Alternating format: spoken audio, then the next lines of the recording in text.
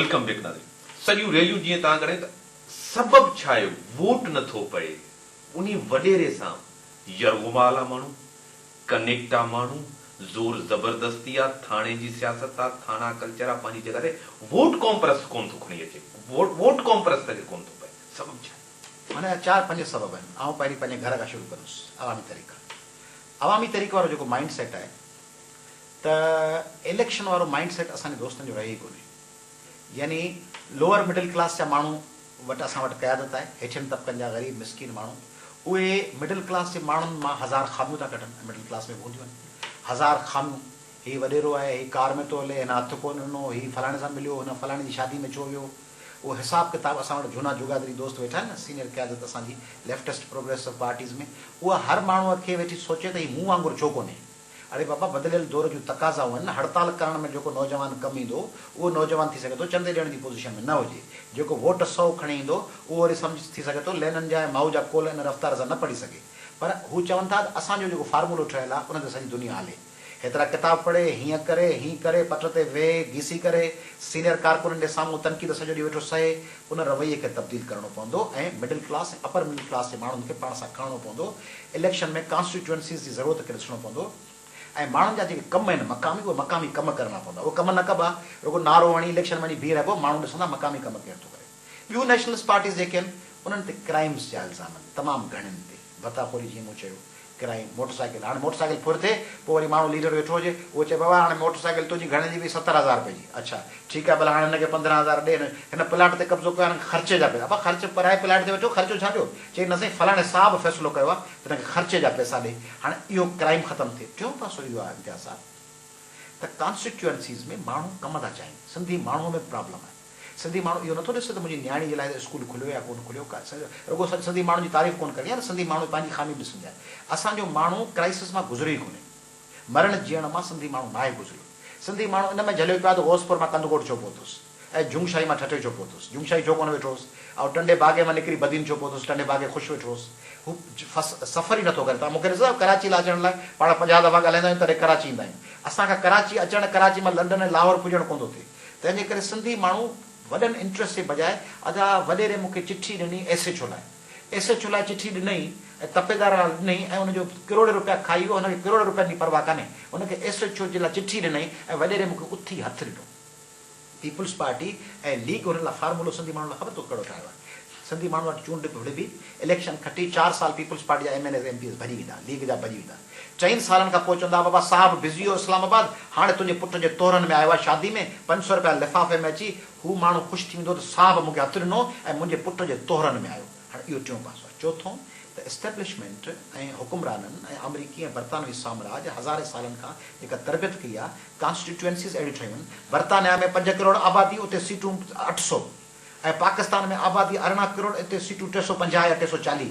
340 माना नंगर पार करे जो तक ॾिठो अथव तव्हां कंदकोट जो तक ॾिसो तव्हां ठठिया जो तक ॾिसो बदीन जा दादू जा हाणे बोलाखान जा तक ॾिसो। माण्हू जेको रुगो पंहिंजी गाॾी खणी सभिनी पोलिंग स्टेशन ते वञे करोड़ ख़र्च थिए। माना मिसकिन ग़रीब माण्हू इलेक्शन में विड़ी न सघे। ऐं चोथों त जेको पीपुल्स पार्टी आहे उहा हर दफ़े या ॿियूं पार्टियूं को न को माण्हू शहीद कराए पोइ आख़िर चइबो बाबा शहीदनि जो कर्ज़ु ॾियो। बाबा शहीदनि जो कर्ज़ु त लाहियो। जेको सिंधी माण्हू शहीद थिया उन्हनि जो कर्ज़ु मोरे मेड़ दादू लाखाट खेसाना मोरी इन्हनि नज़ीर अब्बासी जे शहादत जो कर्ज़ु इहे कर्ज़ केॾा विया। जेके सिंधी माण्हुनि जा माण्हू हुआ नासिर बलोच जो कर्ज़ु केॾा वियो लाला असद जो केॾा वियो अयास समे जो केॾा वियो अब्दुल्ला मुराद उहे कर्ज़ न। हर वॾेरो कर्ज़ु थो लाराए माण्हुनि खां जी हिसाब फलाणो असांजो शहीदनि जो क़ब्रिस्तान आहे। अयाल लतीफ़ साहब खां इहो सुवाल पुछंदुमि त जेके ख़राबियूं ॾसियूं जेको सिस्टम हेड़ तरीक़े सां स्ट्रॉन्ग आहे वॾेरे खां वठी जीअं यूरोप ताईं तव्हां ॻाल्हि कई जेको मज़बूत आहे साम्राज्य वारो सिस्टम उनखे तब्दील तव्हां जहिड़ा नौजवान ई कंदा। पर जेकॾहिं असां हक़ीक़त में ॾिसूं MQM ANP MQM शिकारपुर में त यूनिट पंहिंजो खोले थी उनखे ज्वाइन त सिंधी माण्हू करनि था। अयाब लतीफ़ अली जो लालू खेत में छो नथो करे। सिंधियुनि खां सवाइ ॿिया पंजाबी उर्दू स्पीकिंग पठान तव्हांजी जमात में छो नथा अचनि। ॿियनि जमातनि में करोड़ रुपए जी ॻाल्हि कई अथव। करोड़ रुपए जी ॻाल्हि कई अथव। मुंहिंजे दिलि जी तर्जुमानी कई अथव। मुंहिंजी ख़्वाहिश आहे ईअं कयां। असांजी पार्टी में मूं वटि सभु इख़्तियार न आहिनि। ऐं तव्हांखे सभिनी माण्हुनि जे साम्हूं व्यूअर्स जे साम्हूं ॿुधायां पियो मुंहिंजी पार्टी जे मुंहिंजे ख़्वाहिशुनि तहत हले न। मुंहिंजी ख़्वाहिश आहे त उर्दू ॻाल्हाईंदड़ अवामी तहरीक जा मेंबर थियणु खपनि। मुंहिंजी ख़्वाहिश आहे त सिंध में जेके पंजाबी ॻाल्हाईंदड़ आहिनि, जिन जो मरण जीअं सिंध सां आहे, ऐं जेके कालाबाग डैम ख़िलाफ़ मुज़ाहिरनि में पंजाबी भाउर असां सां गॾु बीठा आहिनि, ऐं उहे उर्दू ॻाल्हाईंदड़ जेके असांजी ॿोली ऐं सकाफ़त जे हवाले सां ॻाल्हाइनि, सभु उर्दू ॻाल्हाईंदड़ असीं MQM जे हवाले छो कयूं? असांजी पार्टी में हाणे स्टैंडिंग कमेटियूं, मरकज़ी कमेटियूं, 50 साथी, कंहिंखे अचणु कोन्हे ॾियणो, हिन जी चकास कयो, 3 सालनि खां पोइ कमेटी ठहंदी, कमेटी 5 सालनि खां पोइ फ़ैसिला कंदी। असां वटि डेमोक्रेसी आहे। असांजो क़ाइद मोहतरम रसूल बख्श पली साहब को फ़ैसिलो कंदो आहे त This time check is brought to you by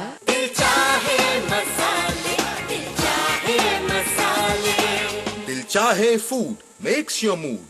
माण्हुनि सां वीहनि सां कंसल्ट कंदो आहे। पर मुंहिंजी ख़्वाहिश इहा अथव त बिल्कुलु लालू खेत में मुंहिंजी ख़्वाहिश आहे असांखे लियारी में कमु करणु खपे। लियारी जा बलोच असांजा आहिनि, असांखे उन्हनि सभिनी खे गॾु खणणु खपे।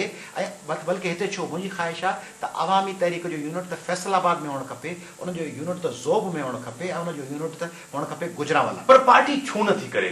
सबब छा आहे? ऐं चवां थो त डॉक्यूमेंटिक अप्रोचिस आहिनि। केतिरियूं पार्टियूं इन में झलियूं पयूं अथव त जे हीअं कयोसीं त पोइ ईअं त को असांखे इलाही सारा सियासी दोस्त आहिनि, लीडर आहिनि असांजे अवामी तहरीक में, ॿियनि पार्टियुनि में, चवंदा आहिनि हीअं कयूं, चवंदा आहिनि ईअं कयूं, इलेक्शन विढ़ूं, उन मां ईअं त कोन्ह थींदो त पंहिंजा उमेदवार केतिरनि जाइनि ते हाराए वञनि ऐं पोइ हाराइण जे करे पंहिंजी अॻी साख बि मुतासिर थी वञे। अड़े बाबा, इमरान ख़ान जॾहिं पहिरियों दफ़ो इलेक्शन विढ़ियो, पाकिस्तान मां हिकिड़ी सीट कोन्ह खईं। जमायत इस्लामी 50 सालनि खां लॻी पिया, कॾहिं सीट कोन्ह खईं।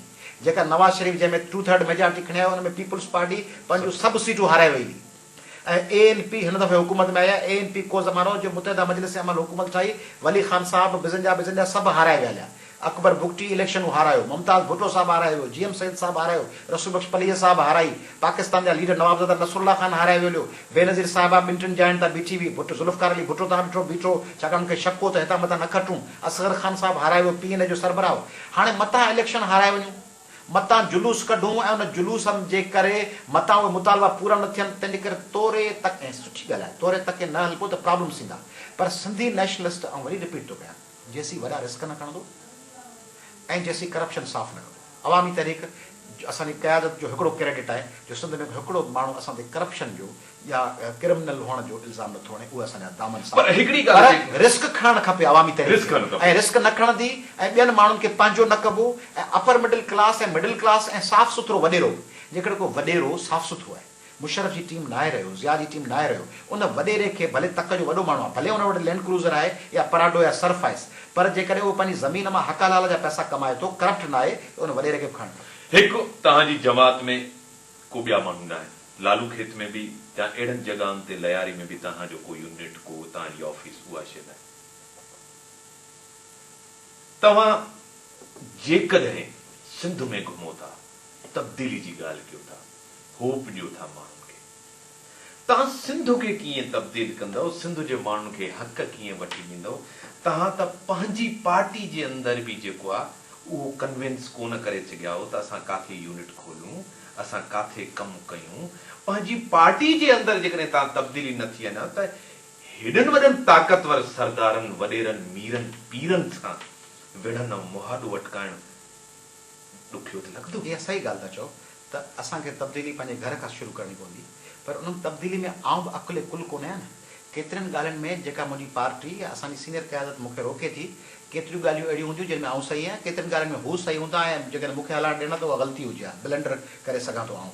तंहिंजे करे आउं सम्झां थो कलेक्टिव विज़डम ऐं मथां असांजी क़यादत, पलीह साहिब जहिड़ो हिकिड़ो तारीख़ साज़ शख़्सियत ऐं ॿियूं दोस्त, सीनियर दोस्त, उन्हनि जी नज़रदारी, ऐं उन में असां ईअं न आहे त को नवां तजुर्बा न पिया कयूं।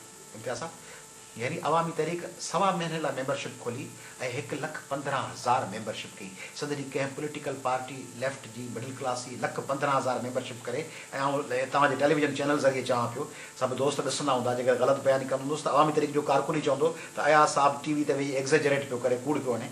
1,15,000 मेंबरशिप थी थिए। सिंधी नौजवान तहरीक असांजी या SGST, तव्हां ॾिठो जॾहिं SGST ऐं संजाणी तहरीक जूं भेनरूं, सिंधी गर्ल स्टूडेंट तहरीक ऐं संजाणी तहरीक जे भेनरुनि सिंध जे वज़ीरनि जे घरनि जो घेराव कयो ऐं उन ते तवा टंगियूं ऐं चूड़ियूं उछलायूं, तॾहिं हिकिड़ी राति में इशरतुल इबाद साहब ऐं हुन बाबर अहवान साहब जो कयल फ़ैसिलो वापसि थियो ऐं राति जो अची वापसि कयूं। सिंधी औरतूं, न्याणियूं, ॿार ऐं इहा तब्दीली न आहे त अॻे असीं जलसा कंदासीं लतीफ़ डे या ॿिया त उन में असांजी पार्टी जा काडर्स ईंदा।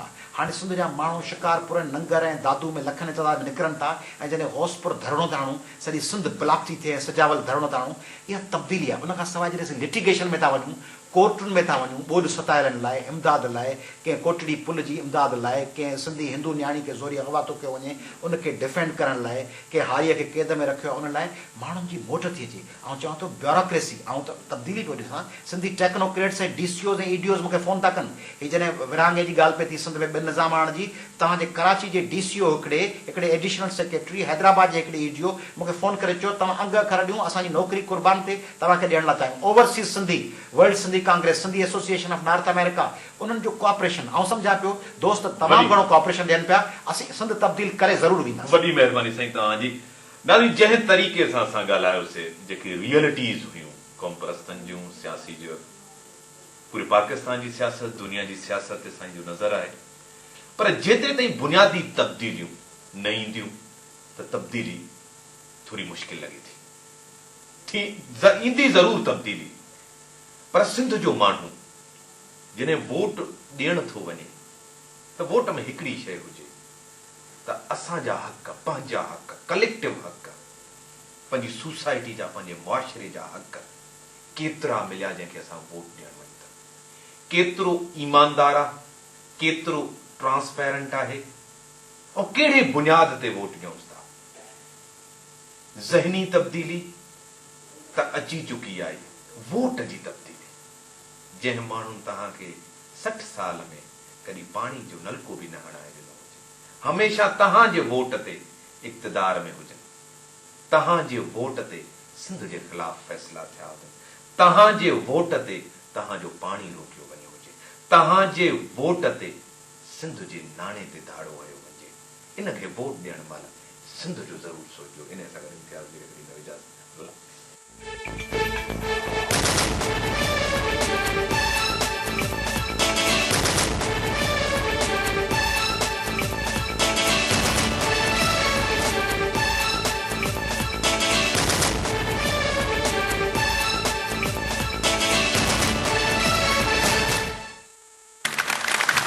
नमस्कार, वेलकम, आदाब। भारतीय आयुर्वेद के इस रियल शो में आप सबका स्वागत। आज हम जोड़ों के दर्द यानी जॉइंट पेन्स की एक ऐसे ही चमत्कारिक फॉर्मूला से आपको रूबरू करवाने जा रहे हैं, जिसका नाम है संधि सुधा। सप्तऋषि संस्थान का विश्व प्रसिद्ध आयुर्वेदिक ट्रीटमेंट संधि सुधा अब ज्यादा एडवांस फॉर्मूले और नए पैकेजिंग में आप तक पहुंच रहा है। जोड़ों की पुरानी से पुरानी लाइलाज तकलीफ जैसे घुटनों का दर्द, पीठ और कमर का दर्द, कंधे, गर्दन और पैरों में दर्द के लिए संधि सुधा एक स्थायी इलाज साबित हो चुका है। लाखों लोग इसे अपना रहे हैं और आर्थराइटिस यानी गठिया, स्पॉन्डिलाइटिस और साइटिका जैसी लाइलाज बीमारियों में भी दर्द से आराम पा रहे हैं। हजारों लाखों मुस्कुराते चेहरों को देखकर दोस्तों संधि सुधा के लिए दिल से बस यही आवाज आती है, दर्द को जीत लिया, दवा ने दुआ से काम किया। तो शास्त्री जी, संधि सुधा में ऐसा क्या है जो इसे इतना अचूक बनाती है? संधि सुधा, जिसमें राशना, निर्गुंडी, अकरकरा, अरणमूल, जटामासी, अश्वगंधा जैसी कई जड़ी बूटियों को एक खास प्रोसेस के साथ तैयार किया जाता है।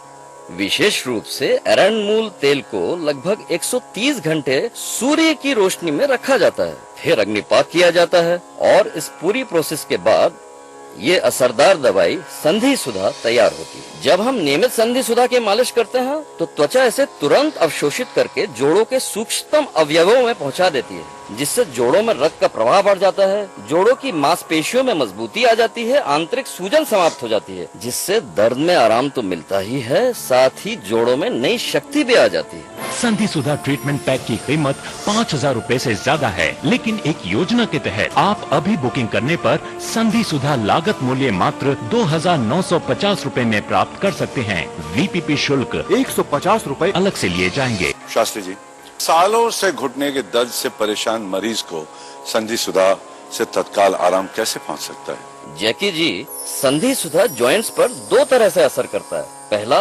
असहनीय दर्द को तुरंत समाप्त करना और रोगी को आराम